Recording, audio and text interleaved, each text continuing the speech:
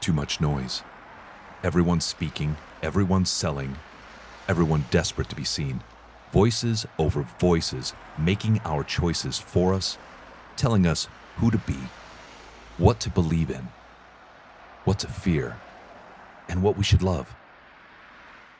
So I drive to pack it all away, looking for peace, away from everything and everyone. Out here, there's no one to answer to. The trees don't need me to perform. The water doesn't demand an answer. The breeze doesn't whisper lies disguised as truth. There's only the trail, the trees, the water, the sound of birds, the cooks of the squirrels, and the thoughts I keep trying to leave behind. Solitude leaves nowhere to hide. No audience, no distraction, just the truth.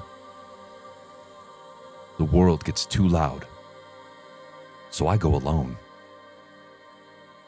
making a space for peace.